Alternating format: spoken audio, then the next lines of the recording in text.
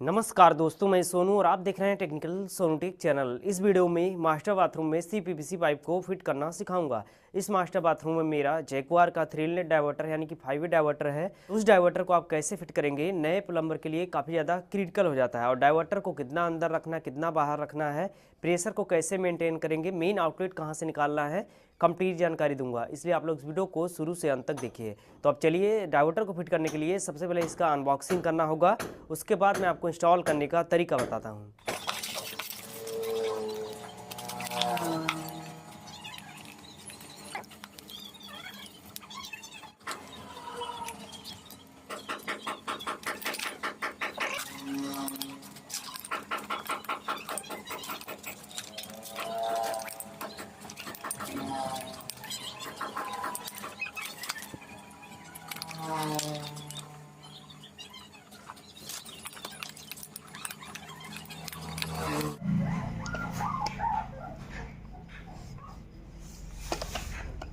आगे कर लूं, नीचे कर लूं।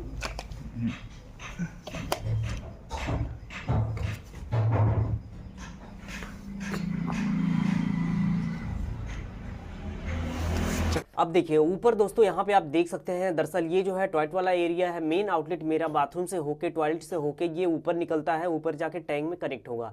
प्रेशर को मेंटेन करने के लिए देखिए यहाँ पे 1.5 इंच का पाइप मैंने डाल रखा है। ये वाला कोल्ड वाटर है, टैंक वाला नीचे आ रहा है बाथरूम के लिए, टॉयलेट के लिए। उसके बाद ये वाला जो दिख रहा है 1 इंच का पाइप है, ये मोटर वाला है, ऊपर जा रहा है टैंक को भरने के लिए।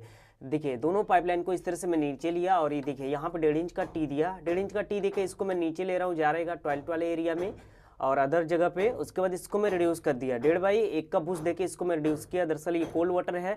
अब यहाँ से ये जा रहा है बाथरूम वाले एरिया के लिए, और ये है अपना ये मोटर वाला, ये आ रहा है नीचे, ये भी नीचे से होके बाथरूम वाले एरिया में जा रहा है। चलिए बाथरूम में दिखाता हूँ मैं। देखिए इस तरह से बाथरूम के अंदर ये एंट्री कर रहा है। अब देखिए बाथरूम के अंदर एंट्री किया मैं। ऊपर देखिए यहाँ पे ये कोल्ड वाटर वाला पाइपलाइन है, ठीक है, आ रहा है टॉयलेट वाले एरिया से होके। उसके बाद इसके नीचे जो आप देखेंगे तो मोटर वाला दिखेगा। ये देखिए मोटर वाला अपना यहाँ पे है, ठीक है, ये मोटर है और ऊपर वाला टैंक वाला है। तो आप ऊपर से समझिए, देखिए इस तरह से लाइन यहाँ पे आ रहा है। और देखिए मेन आउटलेट को हमेशा जो है आपको मिनिमम 6 फीट और मैक्सिमम 7 फीट के ऊपर से लेना है। मेरे केस में देख सकते हैं, इसको मैं 7 फीट के ऊपर से लिया हूँ। ये 7 फीट के ऊपर है ये पाइप। कोल्ड वाटर है, टी दिया, टी देके इसको मैं दे दिया रिड्यूस करके। पहले देखिए 1 इंच का टी दिया, फिर 1/1 का बूस्ट दिया, उसके बाद इसको रिड्यूस कर दिया, ठीक है, 1/1 हो गया। अब यहाँ पे 3/4/1/2 का ब्रास एल्बो दिया। कोल्ड वाटर है, गीजर का पॉइंट है ये।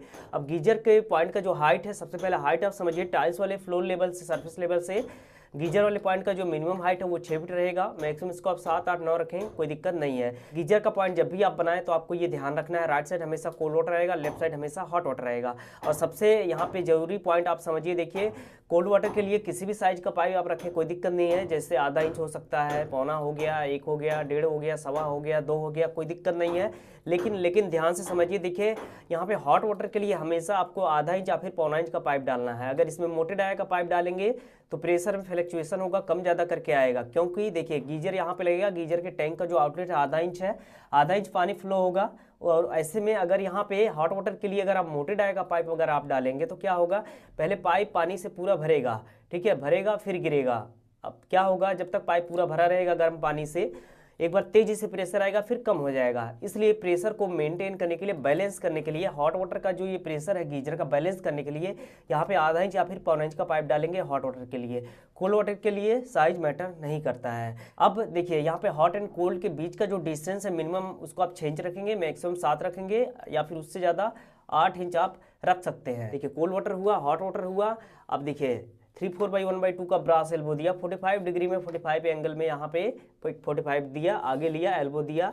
देखिए अब ऊपर वाला है हॉट वाटर, नीचे वाला कोल्ड वाटर, इस तरह से यहाँ पे आ रहा है। आगे आप देख सकते हैं, ऊपर देखिए यहाँ पे अभी ये पाइपलाइन इस तरह से डाउन हो रहा है डाइवर्टर के लिए।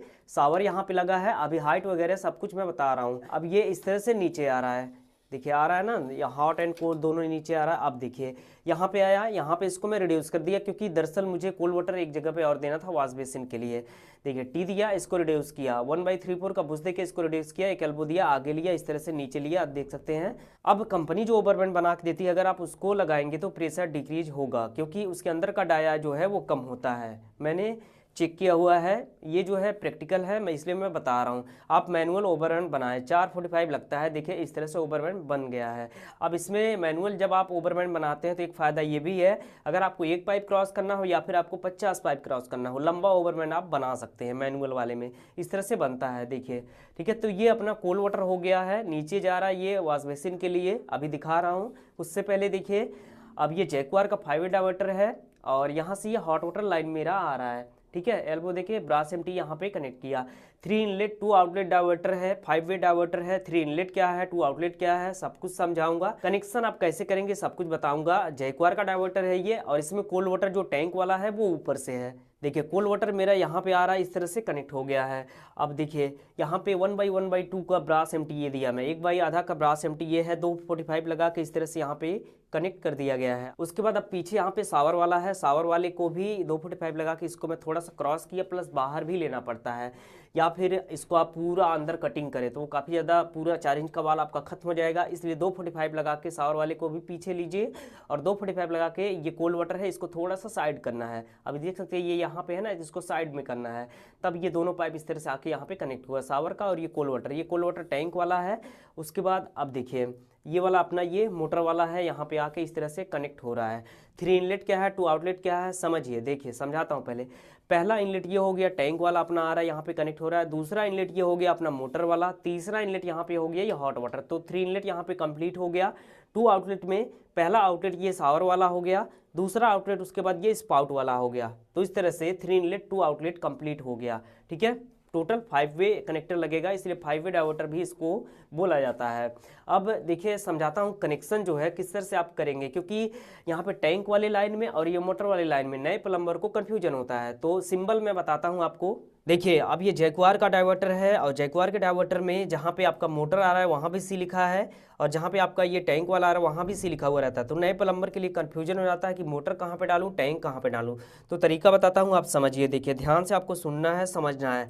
ये ऊपर से देखिए आप ये टैंक वाला लाइन आ रहा है और जहाँ पे टैंक वाला आपका आके कनेक्ट हो रहा है वहाँ पे टी भी लिखा है सी भी लिखा है। टी का मतलब टैंक हो गया, सी का मतलब कोल्ड हो गया, यानी कि टैंक वाला कोल्ड वाटर जो टैंक से आ रहा है वो कोल्ड वाटर। टी का मतलब टैंक, सी का मतलब कोल्ड, वो यहाँ पे आके कनेक्ट होगा। यहाँ पे टी लिखा है और सी इस साइड लिखा है, अभी दिखा रहा हूँ। और अब देखिए ये मोटर यहाँ पे आके कनेक्ट हो रहा है राइट साइड में, तो यहाँ पे मोटर के जगह पे जैक्वार के डाइवर्टर में सी लिखा हुआ रहेगा। सी जहाँ पे सी सिर्फ लिखा हो वहाँ पे आपको ये समझना है कि फ्रेश वाटर आपका आएगा, यानी कि मोटर वाला आएगा। अदर कंपनी के जो डाइवर्टर हैं वहाँ पे मोटर के जगह में किसी किसी पे एफ लिखा हुआ रहता है। एफ का मतलब फ्रेश वाटर। फ्रेश वाटर कहाँ से आएगा? मोटर से आएगा। तो वहाँ पे आपको समझ जाना है, जहाँ पे एफ लिखा है वहाँ पे मोटर आएगा। लेकिन ये जैक्वार के डाइवर्टर में यहाँ पे सिर्फ सी लिखा है तो इसका मतलब मोटर हो गया, और जहाँ पे सी और टी लिखा है दोनों, तो आपको ये समझना है टैंक वाला कोल्ड वाटर है, यानी टी का मतलब टैंक से, सी का मतलब कोल्ड, टैंक से जो कोल्ड वाटर आ रहा है वो यहाँ पे आके कनेक्ट होगा। उसके बाद अब देखिए यहाँ पे लेफ्ट साइड में हर डाइवर्टर में हॉट वाटर होता है, तो लेफ्ट साइड से ये हॉट वाटर आ रहा है जहाँ पे आप देख सकते हैं 3-4 का पाइप लगा है। उसके बाद अब बाकी जो बच रहा है वो तो आउटलेट है। शावर के लिए SHR लिखा रहेगा, ये शावर के लिए हो गया। नीचे स्पाउट के लिए SPT लिखा रहता है हर डाइवर्टर पे, तो वो स्पाउट हो गया।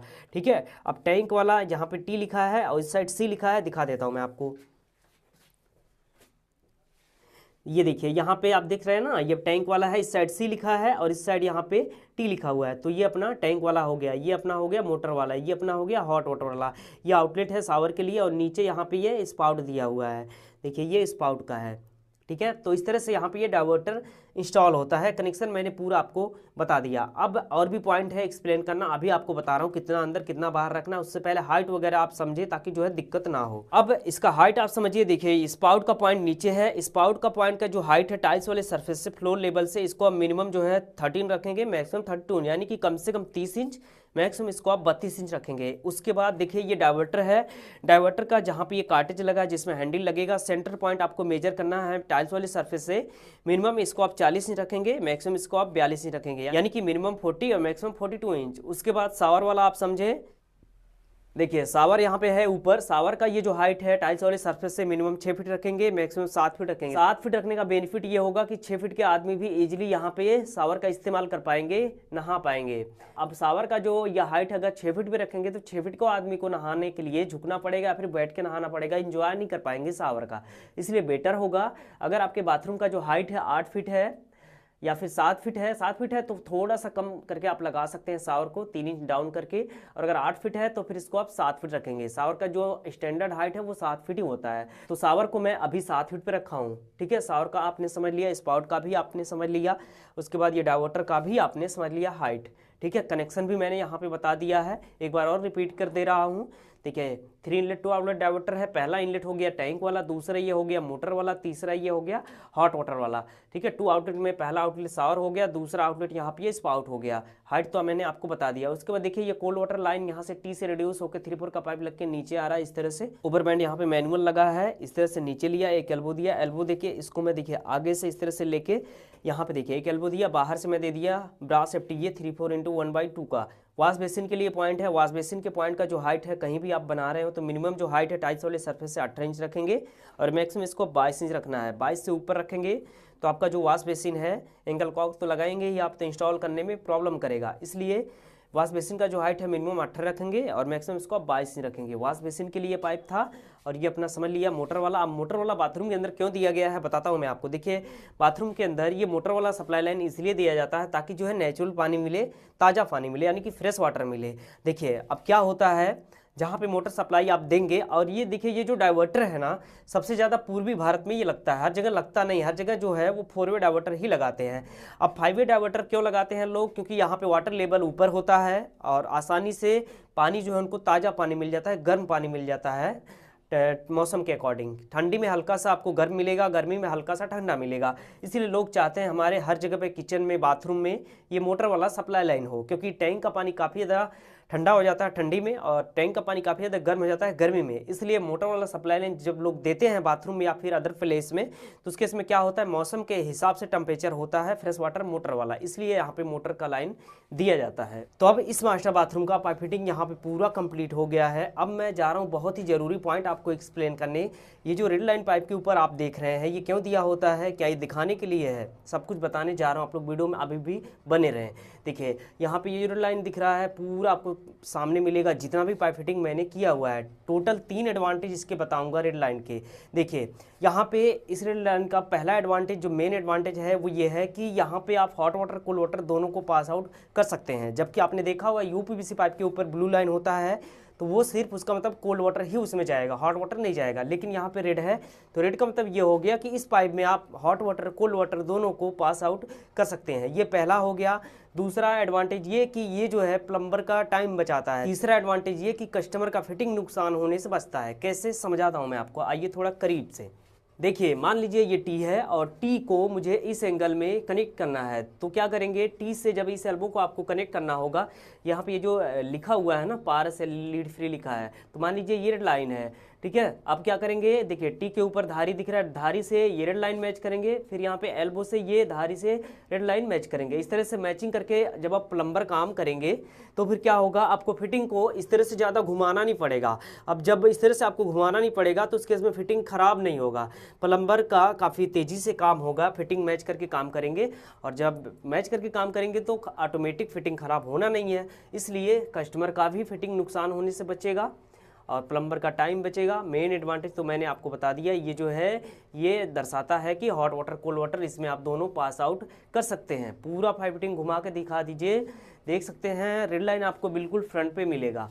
और मेन आउटलेट को हमेशा देखिए 6 फीट या फिर 7 फीट के ऊपर से निकालना है, जिस तरह से मैंने यहाँ पे निकाल रखा है। ये अब यहाँ से टॉयलेट में जा रहा है, टॉयलेट से ऊपर निकल गया है, टैंक में कनेक्ट हो जाएगा। तो इस मास्टर बाथरूम का पाइप फिटिंग यहाँ पे पूरा कंप्लीट हो गया है। तो उम्मीद है ये वीडियो आपको पसंद आया होगा, और उम्मीद करता हूँ आज मैंने आपको जो कुछ भी एक्सप्लेन किया है वो सब आपकी समझ में आया होगा। कहीं भी कोई भी कन्फ्यूजन है तो आप नीचे कमेंट सेक्शन में अपना क्वेश्चन जरूर टाइप कीजिए, उसका रिप्लाई करने की कोशिश करूँगा मैं। साथ में ही अगर आप लोग चैनल पर नए हैं चैनल को जरूर सब्सक्राइब कीजिए।